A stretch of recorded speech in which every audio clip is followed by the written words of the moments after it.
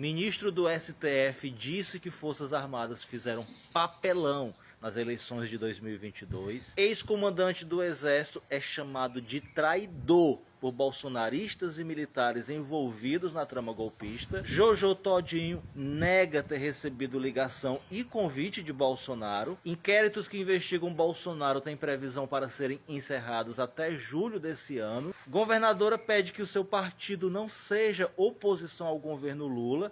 E novas montadoras anunciam novos investimentos no Brasil neste ano de 2024. Essas e outras notícias agora em menos de 3 minutos. E não esquece de compartilhar o vídeo. Tamo junto. O ministro Barroso, atual presidente do STF, falou hoje, agora há pouco tempo, em evento na PUC, sobre os militares, sobre o governo Bolsonaro e sobre as ameaças à democracia. E não poupou ninguém. Em relação aos militares, ele falou o seguinte, ó, foram manipulados e arremessados na política por más lideranças. Fizeram um papelão no TSE. Convidados para ajudar na segurança e para dar transparência, foram induzidos por uma má liderança a ficarem levantando suspeitas falsas. Falou também que o governo Bolsonaro fracassou na preservação do meio ambiente, em políticas públicas e no cuidado dos povos originários. E por último, falou também que era inadmissível a essa altura do campeonato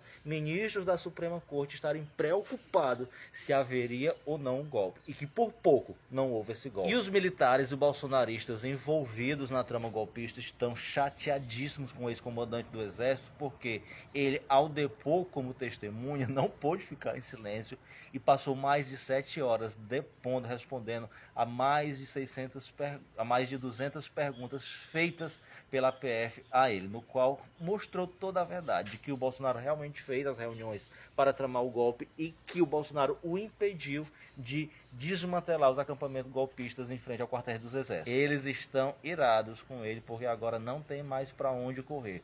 O silêncio deles já não é mais suficiente para não criar provas contra eles. Jojo Todinho gravou um vídeo nas redes sociais dizendo que era mentira daquele jornalista que disse que ela recebeu ligação do Bolsonaro para se candidatar a vereadora e disse ela que não tem pretensão nenhuma de entrar na política. A governadora do PSDB, Raquel Lira, do estado do Pernambuco, pediu ao presidente do seu partido que o partido deixe de fazer oposição ao governo Lula e que ele tome uma atitude de autonomia, de independência e que trabalhe junto com o governo Lula quando achar que o governo Lula está agindo da maneira correta. Raquel Lira está com a sua aprovação lá embaixo e ela teme que uma relação ruim do PSDB com o governo Lula possa prejudicar a parceria que está muito forte entre ela e o governo Lula em benefícios para o seu estado. Por falar em benefícios para o seu estado, o governo Lula simplesmente liberou 140 milhões de reais para ampliação do aeroporto de Caruaru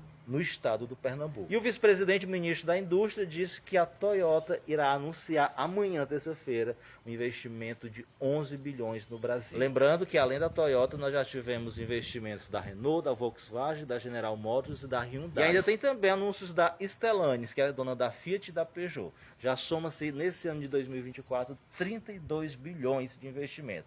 É esse o Brasil quebrado que os bolsonaristas dizem que existe e que ninguém quer investir aqui. Segundo fontes da PF, a previsão é que todos os inquéritos contra o Bolsonaro, que são interligados entre si, terminem e sejam concluídos até julho desse ano. E o Alexandre de Moraes sustentou a prisão do deputado bolsonarista lá de Vitória, esqueci o nome do estado dele, agora me deu branco, porque ele fez ameaças à integridade física do presidente Lula e do ministros do STF, além de ter burlado as medidas cautelares que ele tinha obrigação de respeitar. E o Estadão atacou o Gilmar Mendes, porque segundo o Estadão, o Gilmar Mendes antecipou o voto dele sobre aquela fala que o Bolsonaro assumiu a minuta golpista no ato na Avenida Paulista. Mas a mentira que o Estadão não diz é que o Gilmar Mendes ele não antecipou o voto dele. A palavra do Gilmar Mendes foi essa, abre aspas, parece uma confissão. Quando ele diz que parece uma confissão, ele não está dizendo que é uma confissão ou formando já o seu voto.